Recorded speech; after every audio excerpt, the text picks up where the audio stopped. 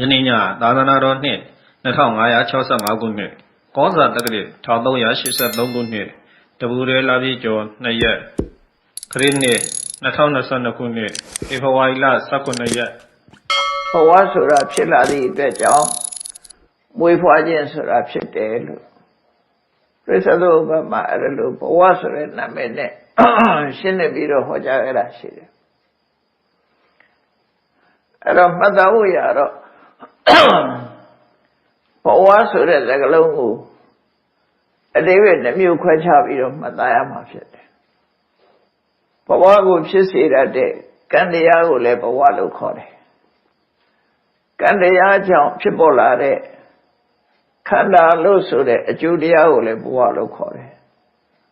ဆိုလိုတာကကံတရားကိုဘဝလို့ခေါ်တဲ့အခါမှာစကားလုံးအပြည့်စုံနဲ့ပြောရင်ကမ္မဘဝကမ္မဘဝကြတော့ဘဝတိတိဘဝရဲ့တိတိဘဝဖြစ်စေတတ်တယ်ခန္ဓာ၅ပါးကိုဖြစ်စေတတ်တဲ့အကြောင်းနဲ့အကျိုးဆိုတာဆက်ဆက်နေတာဖြစ်လို့အကျိုးမရှိပဲနဲ့လည်းအကြောင်းလို့ခေါ်မှာမဟုတ်ဘူးဒါကြောင့်မို့အကြောင်းနဲ့အကျိုးဆိုတာတစ်ခုပြောရင်တစ်ခုကပါဝင်ပတ်သက်နေတယ်ဥပမာပဲဗာနဲ့တူတော့ဆိုရင်အချင်းချင်းပြန်လည်ထောက်ဆပြီးတော့ခေါ်ရတာမျိုးပေါ့အဖနဲ့သားဆိုလို့ရှိရင်တတုတ်ဟာလည်းအများကြီးကွဲပြားခြားနားမှုမရှိဘူးထူးခြားတဲ့အသုံးလေးတစ်ခုပဲသုံးထားတာပဲရှိတယ်ပေါ့တော့ဘောဝတ္တမူရင်းကိုမြတ်စွာဘုရားဟောပုံကိုရှင်အနန္ဒမေးလျောက်ပုံနဲ့မြတ်စွာဘုရားဖြည့်ဆိုပုံလေးကိုအရင်ကြည့်ရရှင်အနန္ဒကသူတန်တရားဖြစ်လာလို့ရှိရင်မြတ်စွာဘုရားထံချဉ်ကပ်ပြီးတော့မေးခွင့်မေးလျောက်ခွင့်ရပါစေအချိန်မီမေးလျောက်ခွင့်ရပါစေဆိုပြီးသူတောင်းဆိုထားတာရှိတယ်အဲ့ဒီတောင်းဆိုချက်အရာပဲသူသိကျင်တဲ့အကြောင်းအရာကိုမြတ်စွာဘုရားထံမေးလျောက်တယ်လို့ဆိုနိုင်တယ်သာဝတိယစေရွန်အကြောင်းကနေတဲ့အချိန်မှာရှင်အနန္ဒာကမြတ်စွာဘုရားကိုဘာလျှောက်တုံးဆိုဘဝတိဗန္တိဝုစတိလူတိုင်းကပြောနေကြတယ်ဘဝနဲ့ဟုတ်တယ်ခဏိထိပြောနေကြတော့မယ်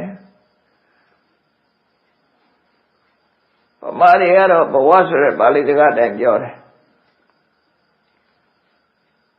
ဘဝဆိုတဲ့စကားလုံးကိုစားသုံးတဲ့ပုဂ္ဂိုလ်တွေကြတော့နော် life of my life your life ဒါကိုပြောနေကြတာပဲသူတွေကဘဝဆိုတာကိုကိုယ်ဘာသာစကားနဲ့ကိုလူတိုင်းပြောနေကြတယ်ကိတ္တဝတ္တနုခောဗန္တိဘောဟောတိဘယ်လိုတိုင်းတာနဲ့သို့မဟုတ်ဘာအကြောင်းတွေဘယ်လိုအကြောင်းတွေကြောင့်ဘဝဆိုတာဖြစ်ရတာပါလေအဲ့တော့ဘဝနဲ့ပြောနေကြတာတော့ဟုတ်တယ်ဘယ်လိုတိုင်းတာနဲ့ဘယ်လိုဖြစ်လာတာကိုဘဝလို့ခေါ်ရလဲလို့ရသော်ဘုရားကိုရှင်အနန္ဒာကလျှောက်ထားတဲ့အခါမှာရသော်ဘုရားကံတရားကိုအဓိကထားပြီးတော့ဖြေတယ်ဒီမှာပထမဘဝသုတ္တမှာ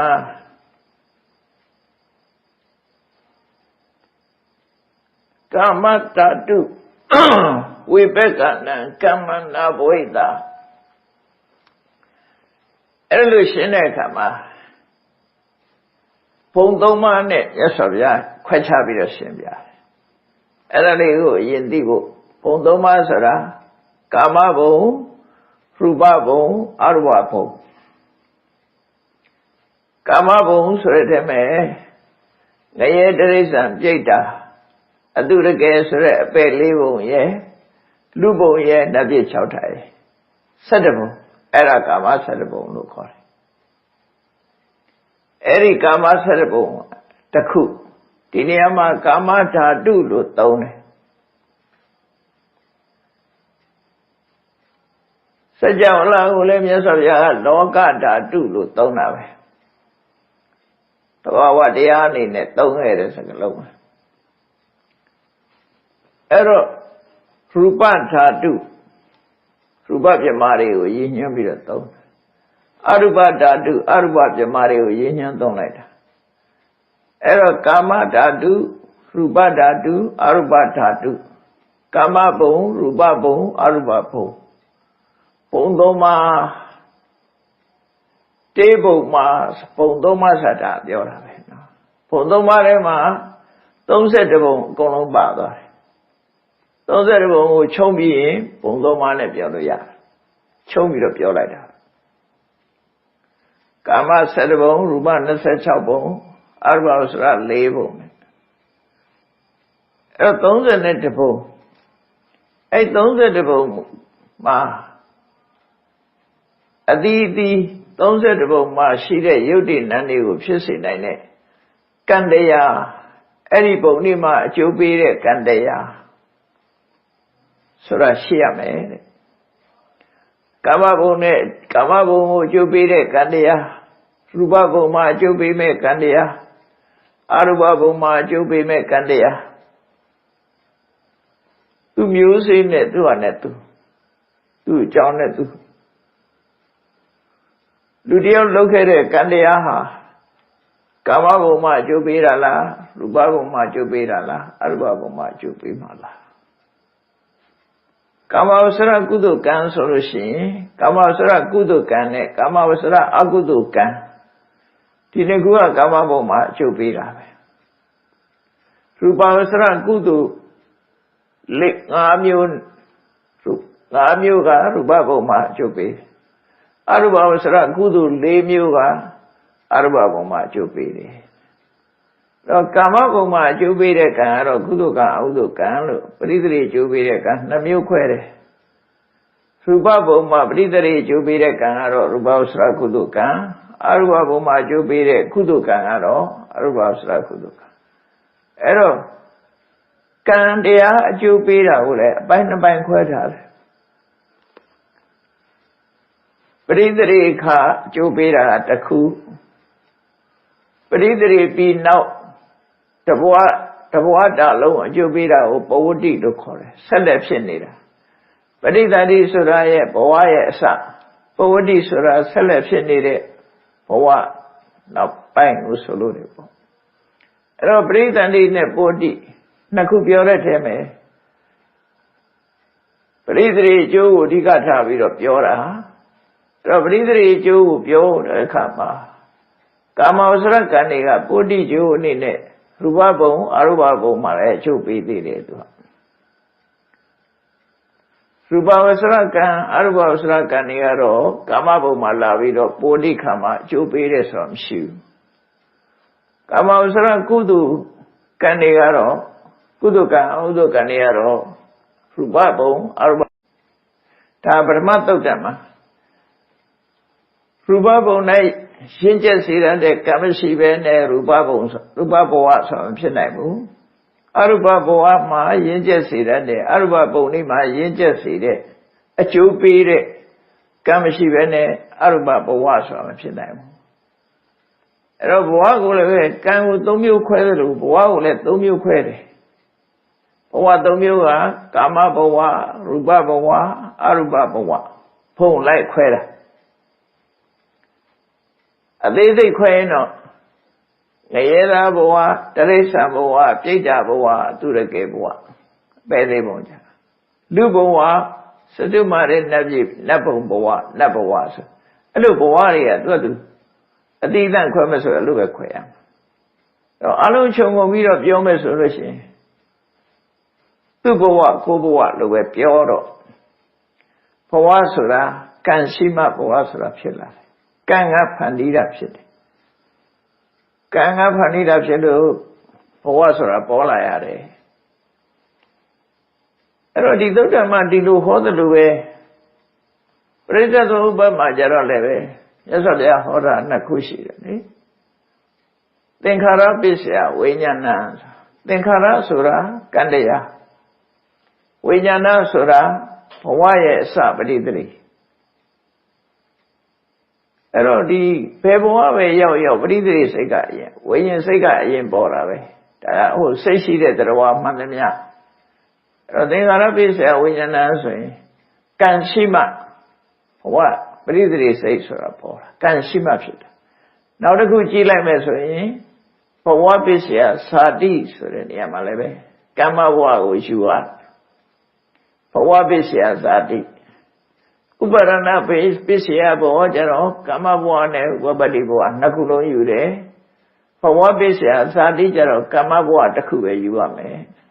အဲ့တော့ကမ္မဘဝပစ္စယဇာတိဆိုတာလည်းပဲ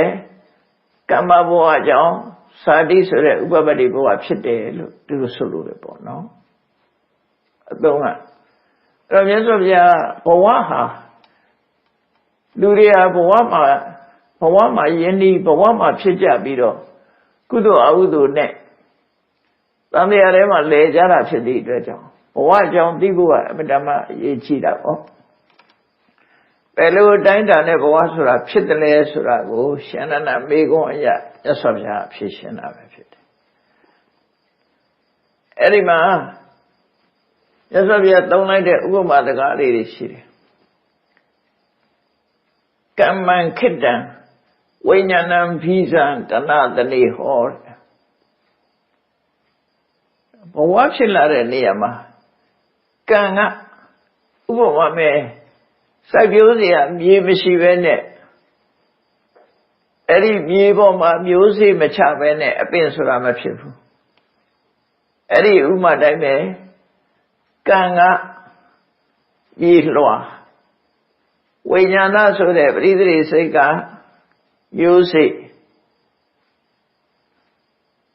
တဏှာဆိုတာကရေအဲ့တော့မျိုးစေ့တစ်ခုစိုက်မယ်ဆိုရင်မြေရှိရမယ်ရေရှိရမယ်မျိုးစေ့ရှိရမယ်သုံးခုနော်မြေရှိရမယ်ရေရှိရမယ်မျိုးစေ့ရှိရမယ်ဒီမှာလဲမြေကကံမျိုးစေ့ကဝိညာဉ်ရှေကတဏှာဘဝမှာလည်းပဲအဲ့ဒီလိုတကယ်သစ်ပင်ပေါက်တယ်လို့ပဲတဘာဝတရားကတဘာဝတရားကိုဖန်ဆည်းတဲ့ဆိုတာကိုထင်ရှားအောင်ပြဒါကြောင့်မို့ဣတိကောကမ္မံခိတ္တံကံသည်ပရိသေစိတ်ပေါ်ပေါရာပြေလွှာနဲ့တူတယ်ဝိညာဏံပိစံပရိသေစိတ်ကတော့မျိုးစေ့နဲ့တူတယ်တဏှာတဏိဟောတွေ့တာမှုဆိုတဲ့တဏှာကရေနဲ့တူတယ်လောကသဘာဝကိုလည်းကြည့်မယ်ဆိုရင်မျိုးစေ့တစ်ခုကမြေကြီးပေါ်မှာရေလောင်းမှပေါက်တာဆိုတတ်ရှိမှပေါက်တာရေမျိုးစေ့ဒီသုံးခုပေါင်းလို့ရှိရင်အပင်ဖြစ်လာတယ်ဆိုတာသိတယ်ဘဝဖြစ်လာတာလည်းအဲ့ဒီပုံစံနဲ့ဖြစ်တာပဲအဲ့ဒါကိုတည်ဥဖို့ပြီးတော့ဟောတာအဲ့ဘမြတ်စွာဘုရားကအဝိဇ္ဇာနိဝရဏနံတတ္တနံတဏှာတန်ယောစနနံဟိနာယဓာတုယဝိညာဏပဋိဋ္ဌိတံလှုပ်ထားတဲ့ကံတွေကြောင့်မို့လို့အဝိဇ္ဇာနဲ့အမှန်မသိအောင်ပိတ်ကာထားတယ်တဏှာဆိုတဲ့ကျိုးနဲ့ချိနှောင်ထားတယ်သတ္တဝါတွေရဲ့သဘောကမျက်စိပိတ်ကျိုးတုပ်ဒီလိုဆိုလို့ရတယ်ပေါ့အမှန်မသိအောင်ကမျက်စိကိုပိတ်ထားတယ်ဘယ်သူကမျက်စိပိတ်ထားသလိုဖြစ်တော့အဝိဇ္ဇာကာပေးထားသည့်အတွက်ကြောင့်အဝိဇ္ဇာနဲ့မျက်စိပိတ်ထားတယ်တဏှာဆိုတဲ့သံယောဇဉ်ကျိုးကချိနှောင်ထားတယ်အဲ့ဒီလိုအနေထားမျိုးရဲ့တတဝါတွေရဲ့ပရိသေဝိညာဉ်စိတ်ဟာတဲ့ကာမဘုံမှာတည်ရှိသွားတယ်ကံရဲ့အရှိန်ဝါကြောင့်ပရိသေစိတ်ဟာကာမဘုံမှာသွားပြီးတော့ဖြစ်ပေါ်လာတယ်လို့သူဆိုလို့တယ်ထို့တူပဲရူပဘုံမှာဖြစ်တယ်အရူပဘုံမှာဖြစ်တယ်အလုံးဟာအဝိဇ္ဇာနိဗ္ဗာန်နဲ့အဝိဇ္ဇာနဲ့မျက်စိကိုပိတ်ထားတယ်ဆိုလိုတာမျက်စိပိတ်တယ်ဆိုတာအသိဉာဏ်ကိုအဝိဇ္ဇာနဲ့ဖုံးလွှမ်းတာတော့မသိဘူးဘဝရဲ့ဒုက္ခကိုမသိနိုင် အမှန်မသိတဲ့အခါလူဆိုတာကျင့်မှုနဲ့သွားတာတွေ့တာမှုတွေနဲ့သွားတာတွေ့တာမှုကနေဥဆောင်သွားနာမရူပကထိုပရိသေရိစိတ်နဲ့ရှင်တွဲလာတဲ့ကမ္မဇယုတ်နဲ့နန္တရားတွေအဲ့တော့လူဘဝစတာဟာပထမဆုံးကပရိသေရိစိတ်ပဲအဲ့ဒီပရိသေရိစိတ်ဆိုတဲ့မျိုးစိတ်လေးကမှရှုပ်တိနန္ဒီဆိုတဲ့အပင်တွေဖြစ်လာတာလို့သူဆိုလိုတာပေါ့ဒါကြောင့်မို့ပရိသေရိအခါလေးကိုကြည့်ပြီးတော့ကမ္မံခိတ္တဝိညာဏံပိစံတဏတဏိဟောလို့သက်ဆိုဗျာဒီလိုဟောတာဖြစ်တယ်ဒါကအင်မတန်မှပြပြင်းတဲ့ပုံဖော်ထားတဲ့ဥပမာစကားပဲဖြစ်တယ်ဥပမာစကားပဲဖြစ်တယ်အဲ့ဒီပရိသေရိအခိုက်လေးမှာဆိုလို့ရှိရင်ပရိသေရိစိတ်ကိုအကြောင်းပြုပြီးတော့ကမ္မဇယုတ်တွေဖြစ်လာနိုင်တယ်ကမ္မဇယုတ်တွေရပ်တည်လာတယ်အဲ့ဒီအချိန်မှာတခြားစိတ်မရှိဘူးပရိသေရိစိတ်ပဲရှိတယ်ပရိသေရိစိတ်ကိုအကြောင်းပြုပြီးတော့သူနဲ့ရှင်တဲ့စေတသိက်တွေရှိတယ်နောက်သူကြောင့်သူနဲ့ရှင်တွဲပြီးကန့်ညောင်ဖြစ်လာတဲ့ကမ္မဇယုတ်တွေရှိတယ်အဲ့ဒီအချိန်မှာပရိသေရိစိတ်ကလေးကစိတ်တစားယုတ်ဆိုတာကိုမထုတ်နိုင်ဘူးဘာလို့မထုတ်နိုင်တာတော့ဆိုရင်သူကမှကံအရှိန်နဲ့ဘွားကနေခွတ်ဖြစ်ရတာသူအလုံးမလုံးနိုင်သေးဘူးပေါ့ရှုပ်တစ်ခုကိုထုတ်လုပ်နိုင်တဲ့စွမ်းရည်တတိသူ့မှာမပြည့်သေးဘူးဘဝအသက်မှာသူကစတာလေးပဲရှိသေးတယ်ခုမှရောက်စာပဲရှိသေးတယ်ဖြစ်ချင်းသူကဒါကြောင့်မို့ပရိသေရိစိတ်ဒီစေတသာယုတ်ကိုမဖြစ်စေဘူးအဲ့ဒီချိန်စေတသာယုတ်မရှိတော့အဲ့ဒီချိန်မှာယုတ်ရဲ့တောင်းကိုဘယ်သူကယူတော့ဆိုကမ္မဇယုတ်ကတောင်းယူထားတယ်။လံကပရိသေရိစိတ်နဲ့စေတသိက်ယုတ်ကကမ္မဇယုတ်တွေအဲ့တော့ကမ္မဇယုတ်တွေဟာပရိသေရိစိတ်ဖြစ်လို့သာကမ္မဇယုတ်ကလည်းဖြစ်နိုင်တာ။ကန့်ညောင်ဖြစ်တာဆိုပေမဲ့လို့ပရိသေရိစိတ်နဲ့ကင်းပြီးတော့သူတို့ဖြစ်လို့မရဘူး။အဲ့ဒီချိန်မှာစိတ်တစားယုတ်ကလုံးဝမဖြစ်ဘူးစိတ်တစားယုတ်ဖြစ်တော့ကမ္မဇယုတ်ပဲရှိသေးတယ်လို့ဆိုတယ်ဒါဗိဓမာသဘောကိုနားလည်မဲ့ဆိုလို့ရှိရင်ပရိစ္ဆေသမုပ္ပါဒ်မှာလည်းအဝိဇ္ဇာပစ္စယသင်္ခါရသင်္ခါရပစ္စယဝိညာဏဝိညာဏပစ္စယနာမရူပနောက်ဟိုဘက်မှာဘဝပစ္စယဇာတိဆိုတာဒါကိုပြောတာပဲဒါကိုပြောတာအဲ့တော့အပိုင်းနဲ့ပြောလိုက်တဲ့အခါကျတော့မြတ်စွာဘုရားကမ္မံခိတ္တံဝိညာဏံပိစံတဏတဏိဟောတဲ့ကံဒီလည်းမြေတပွဲဖြစ်တဲ့ဝိညာဉ်ကမျိုးစေ့ဖြစ်ပြီးထိုဝိညာဉ်ကမှဒီယုတ်တိနန်းနေဖြစ်ပွားတာဖြစ်လို့ဝိညာဉ်ကမျိုးစေ့ဖြစ်တယ်တဏတဏိဟောတွေ့တာမှုကရှိပဲလို့အဲ့ဒါလို့ပေါင်းစပ်ပြီးဘဝတစ်ခုဟာစတင်လာခဲ့တာလို့သူတို့ဆိုတာအဲ့တော့ပဋ္ဌာန်းပါဠိတော်မှာဆိုလို့ရှိရင်အောက်ကန္တိကနိနာမရူပံအညမညပစ္စေနပစ္စယောသာဇာတာပစ္စေနပစ္စယောလေတိယပစ္စေနပစ္စယောအဋ္ဌိပစ္စေနပစ္စယောအဝိဒပစ္စေနပစ္စယောအောက်ကန္တိကနိနာမရူပံပဋ္ဌာန်းရတဲ့လူတွေတွေ့ဘူးကြလိမ့်မယ်ပရိသေရိခမှာဆိုရင်ပရိသေရိနဲ့ကမ္မဇယုတ်တွေရဲ့အပြန်အလှန်ဆက်ဆက်နေပုံကိုပြောပြတာပဲဖြစ်တယ်ပေါ့အဲ့တော့ပရိသေရိအခါမှာအခုလို့ဝိညာဉ်စိတ်လေးဟာကံဆိုတဲ့အကြောင်းတရားပေါ်မှာမိတည်ပြီးတော့ဝိညာဉ်ဆိုတဲ့မျိုးစိတ်လေးဟာကြားရတယ်အဲ့ဒီမျိုးစိတ်လေးကြားမှာရှုပ်တိနန္ဒီဆိုတဲ့အပင်လေးပေါက်လာနိုင်တာဖြစ်တယ်အဲ့ဒီလိုယုတ်တိနန္ဒီအပင်ပေါက်လာမှဘဝဆိုတာပြီးပြန်လာတယ်ပရိသေရိစိတ်မှာကမ္မဇယုတ်တိဖြစ်တော်လဲပဲအဲ့ဒီကမ္မဇယုတ်တိဟာကန့်ညောင်ဖြစ်တော်လဲပဲပရိသေရိစိတ်ဖြစ်မှသူတို့ဖြစ်ရတာဖြစ်သောကြောင့်ဝိညာဏပစ္စယနာမရူပံလို့ဆိုတာလေပရိသေရိစိတ်မဖြစ်ရင်ကမ္မဇယုတ်ကဖြစ်ကုန်ဖြစ်နိုင်မဖြစ်နိုင်သည့်အတွက်ကြောင့်ကမ္မဇယုတ်သည်ပရိသေရိစိတ်နဲ့ကင်းပြီးမဖြစ်နိုင်ဘူးလို့ဆိုတယ်သူ့ရဲ့ကမ္မဇယုတ်ရဲ့အခြေအနေစီပရိသေရိစိတ်နဲ့ဆက်ဆက်ပြီးတော့မှဖြစ်ရတယ်သို့တော့ပိုးဒီခါရောက်တဲ့အခါကျတော့ စိတ်နဲ့မဆက်ဆက်တော့ပရိသေတိအခါမှာကမ္မဇာယုတ်တိဟာစိတ်နဲ့ပတ်သက်ပြီးတော့မှဖြစ်နိုင်တယ်ပုဒ်တိအခါကျတော့စိတ်မပါဘဲလည်းဖြစ်နိုင်တယ်ဘာကြောင့်လို့ဆိုនិရောဓသဘာဝဝင်စားနေတဲ့ပုဂ္ဂိုလ်တယောက်ရဲ့ကံတွေဟာစိတ်တော့မရှိဘူးသို့တော့ကံတွေကသူ့ဟာသူဆက်လက်ပြီးတော့ဖြစ်နေတာကမ္မဇာယုတ်တွေကလည်းဆက်ပြီးတော့ဖြစ်နေတယ်ပရိသေတိအချိန်မှာဆိုရင်စိတ်မပါဘဲနဲ့ဒီကမ္မဇာယုတ်ဟာမယတ္တိနိုင်ဘူးဆိုလိုတာကဝိညာဉ်ကိုပြီးပြီးတော့မှယတ္တိရတယ်လို့ပဋ္ဌာန်းမှာဒီလိုရှင်းထားတာပေါ့နော်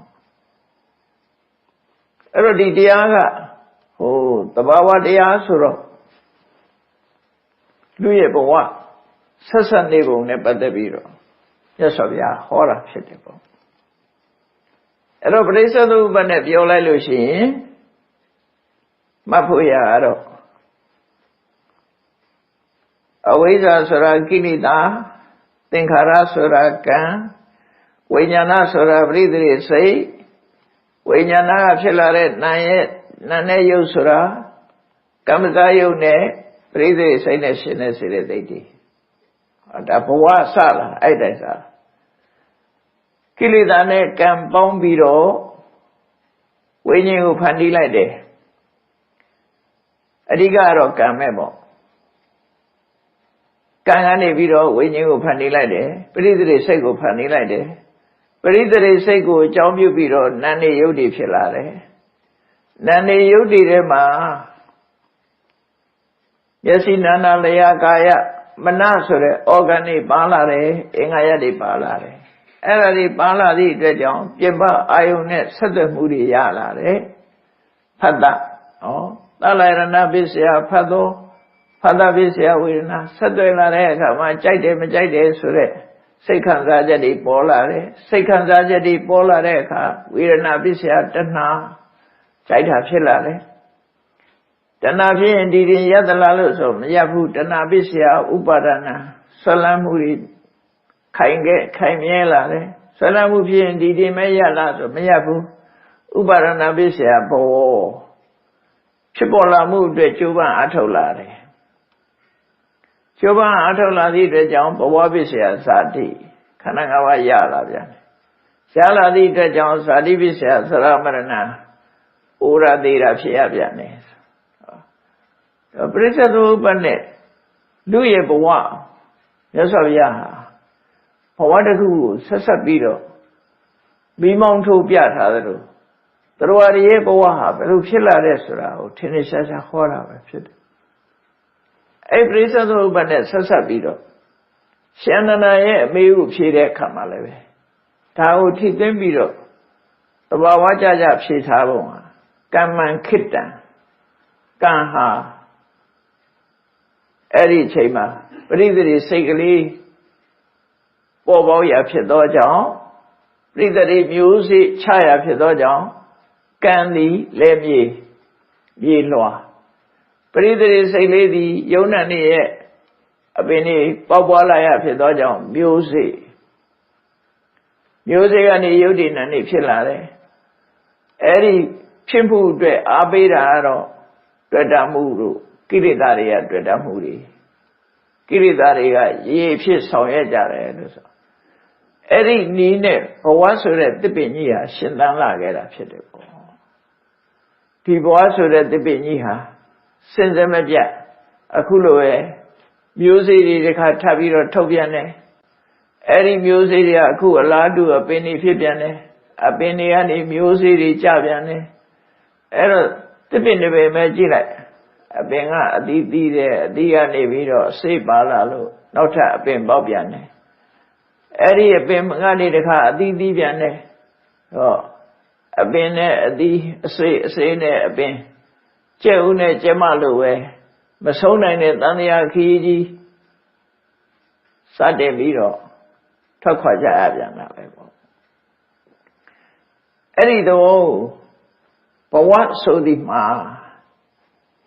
ကံရဲ့အကျိုးပေးတတ်မြတာဖြစ်တယ်ကံတရားရဲ့ဖန်တီးမှုသာဖြစ်တယ်ကံနဲ့ကိလေသာပေါင်းစပ်ပြီးတော့ဖန်တီးထားတဲ့ခန္ဓာ၅ပါးရဲ့ဖြစ်ပေါ်မှုဘဝလို့ခေါ်တယ်လို့ဒီလိုမှတ်ရမှာဖြစ်တယ်ပေါ့ နော်အဲ့တော့ဒီကံဒီမျိုးမျိုးရှိသည့်အတွက်ကြောင့်ကုသိုလ်ကံကြောင့်ဖြစ်ရင်ကောင်းတဲ့ဘဝအကုသိုလ်ကံကြောင့်ဖြစ်ရင်မကောင်းတဲ့ဘဝဘဝအမျိုးမျိုးတွေကွဲပြားခြားနားမှုတွေဖြစ်ပေါ်လာကြတယ်အနှစ်ချုပ်လိုက်ရင်တော့ကောင်းတဲ့ကံပဲဖြစ်စေမကောင်းတဲ့ကံပဲဖြစ်စေကံဒီလက်မြေတစ်ပွဲဝိညာဉ်ဆိုတဲ့မျိုးစေ့ရဲ့ပေါက်ရဖြစ်တဲ့လက်မြေတစ်ပွဲဖြစ်တယ်ဝိညာဉ်ဆိုတဲ့ပရိသေစိတ်သည်မျိုးစေ့ဖြစ်တယ်ထိုပရိသေစိတ်မှာယုတ်တိနန္ဒီဆိုတာဆင်ပွားဖြစ်ပေါ်လာသောကြောင့်မျိုးစေ့ကနေအပင်တွေပေါက်တယ်လို့ပဲယုတ်တိနန္ဒီပေါက်ပွားလာတာဖြစ်လို့သူဟာမျိုးစေ့ဖြစ်တယ်လို့ထိုမျိုးစေ့ရှင်သန်မှုအတွက်ကြောင့်ကိရိတာတွေနဲ့ပတ်မိုးပြီးတော့ဘဝမှာရှင်သန်နေကြတယ်လို့ဒီလိုဆိုလိုတာပေါ့နော်အဲ့တော့ရှင်နန္ဒမထေရမြတ်ရဲ့ဘဝနဲ့ပတ်သက်တဲ့မေခွန်းနဲ့ပတ်သက်ပြီးမြတ်စွာဘုရားဖြေဆိုထားတာတော့ဒီအကျဉ်းချုပ်တွေပဲဖြေဆိုထားတယ်ကမ္မံခိတံဝိညာဏံပိစံတဏတနေဟောဒီနည်းနဲ့ပဲတဲ့ဧဝံအာယတိပုဏ္ဏဘောဘိနိပတ္တိဟောတိလူတွေရဲ့နောင်ဘဝဆိုတာအခုဘဝလုံးနေတဲ့ကံတွေနဲ့ပတ်သက်ပြီးနောင်ဘဝဆိုတာဖြစ်လာတယ်ဘဝတစ်ခုရလာလို့ရှိရင်ဘဝကိုအကြောင်းပြုပြီးကမ္မဘဝတွေဖြစ်ကြပြန်တယ်ကမ္မဘဝတွေကိုအကြောင်းပြုပြီးတော့ဘဝအသစ်တွေဆက်တိုက်ဖြစ်လာကြတယ်အဲ့ဒါကြောင့်မို့စင်စစ်မပြတ်နိုင်တဲ့တန်တရားခီးကြီးကိုဘဝခီးကြီးကိုရှောက်လန်းနေကြရတာဖြစ်တယ်အဲ့ဒီလိုရှောက်လန်းတဲ့အခါမှာဒီဘဝကိုပြတ်ဆဲခြင်းလို့ရှိရင်တော့ဘာလုပ်ရမလဲလို့ဆိုရင်ကံကိုပယ်ရမှာမဟုတ်ဘူးကံကိုထောက်ကူပေးနေတဲ့ကိလေသာတွေကိုပယ်ရမှာဖြစ်တယ်ဒါကြောင့်မို့ပရိစ္ဆေသုဥပ္ပမှာအဝိဇ္ဇာကိုအသိဉာဏ်နဲ့ချုပ်ငြိမ်းအောင်လုပ်လိုက်လို့ရှိရင်အဝိဇ္ဇာယတွေ့ဝအတိတဝိရာဂနိရောဓသင်္ခါရနိရောဓအဝိဇ္ဇာတွေအမှန်မသိတာတွေကြောင့်မို့လို့ကံတွေဖြစ်ပေါ်နေတာဖြစ်တော့အမှန်သိအောင်ကြိုးစားအားထုတ်လိုက်ပြီးဝိပဿနာဉာဏ်အသိနဲ့မဲ့သိဉာဏ်သိရသိသွားပြီဆိုလို့ရှိရင်တော့သင်္ခါရတရားတွေဟာကံတရားတွေဟာကံအရာမမြောက်တော့ဘူးကံအရာမမြောက်ဘူးဆိုတာဘယ်လိုအဓိပ္ပာယ်လဲလို့ဆိုရင်တပင်တပင်ဟာအပွင့်ပွင့်ပြီးရင်အတိပြီးတယ်သို့တော့အဲ့ဒီအပွင့်ကိုအတိမသိအောင်အပွင့်တွေပွင့်နေတဲ့အချိန်မှာရေတောင်မြစ်ကိုဖြတ်လိုက်မယ်ဆိုရင်အဲ့ဒီအပွင့်တွေကအတိမဖြစ်တာတော့အတိမသိတော့တပင်ကိုတတ်တာမဟုတ်ဘူးရေတောင်မြစ်ကိုဖြတ်လိုက်တယ်ရေတောင်မြစ်ရဲ့အပိကုညီမှုမပါသည့်အတွက်ကြောင့်ပွင့်ထားတဲ့အပွင့်တွေကအတိဖြစ်မရောက်တော့အတိဖြစ်မရောက်တော့လို့ရှိရင်ဒီပင်ကဒီမျိုးစေ့ဆိုတာမကြတော့အဲ့ဒါလိုပဲကိလေသာတွေကိုပယ်လိုက်တာနဲ့တပြိုင်နက်ကံတရားတွေဟာချုပ်ငြိမ်းသွားတယ်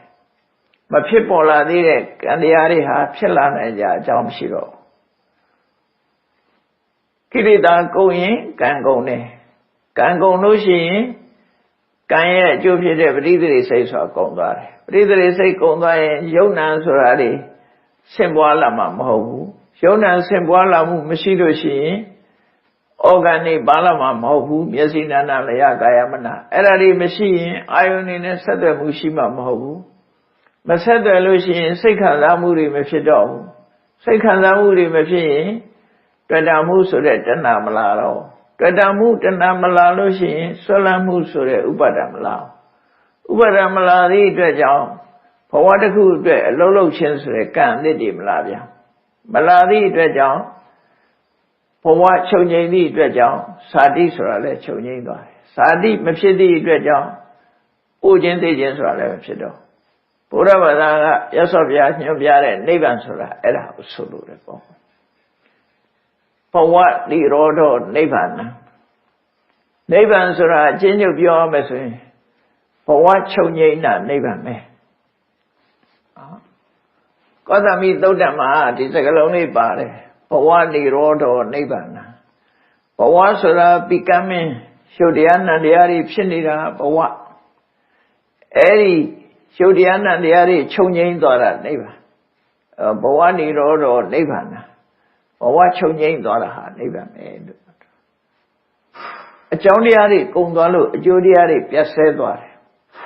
အဲ့ဒီလိုအကြောင်းတရားတွေကုန်ငင်းဟာလည်းပဲစနစ်တကျမဂ္ဂင်၈ပါးအကျင့်တရားကိုကျင့်ကြံကြိုးကိုအထုတ်ခြင်းကြောင့်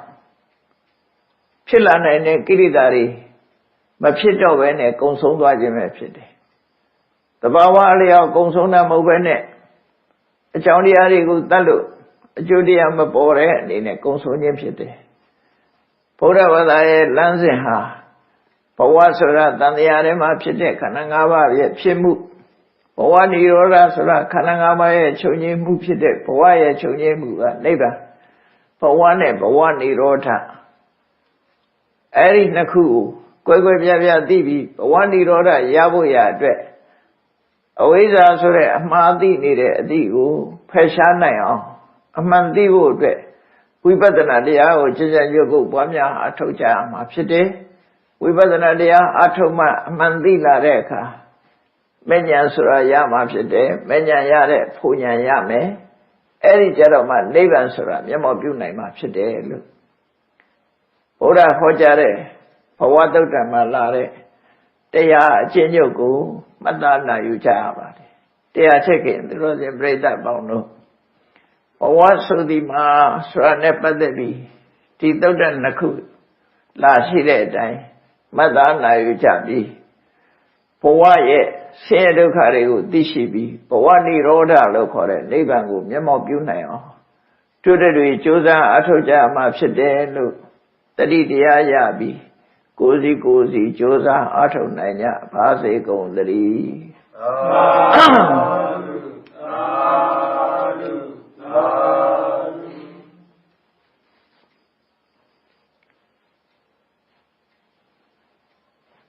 ရှိတဲ့ချာအရှင်ဖေယဘုရားတပည့်တော်တို့သည်ဓမ္မအတိညာရရှိမှသာလင်နိဗ္ဗာန်ချမ်းသာကိုမျက်မှောက်ပြုနိုင်ပါသောကြောင့်ဓမ္မအတိညာရရှိစေရန်ရှိသံကြလျက်ဓမ္မသဘင်ဆင်းခြင်းပါပြုလုပ်ကြ၍အမတဒါနာဓမ္မဒါနာတရားအလူတော်ကိုပေးလူကြပါကုန်၏တရားတော်မြတ်ကိုယုတိလေးမြတ်စွာမမတ်သားသာအာယုထားလျက်နာကြားကြပါကုန်၏တရားတော်မြတ်ကိုသတ္တဝဝတ္ထုအစုစုတို့ဖြင့်ပူဇော်ကြပါကုန်၏ယနေ့ယခု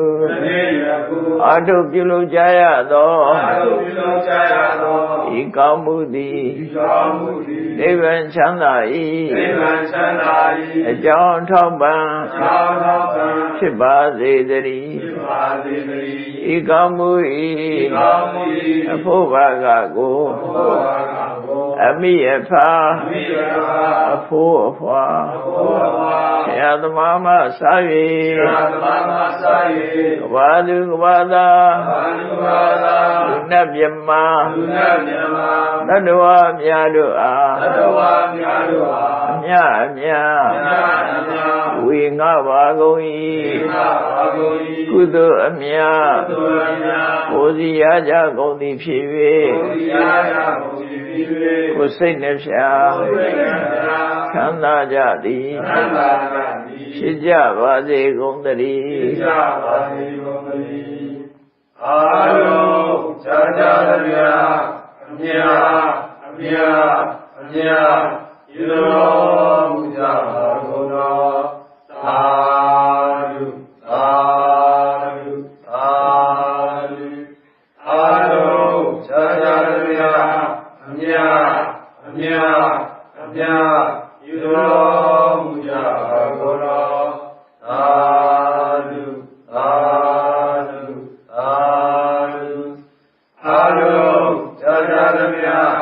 မြတ်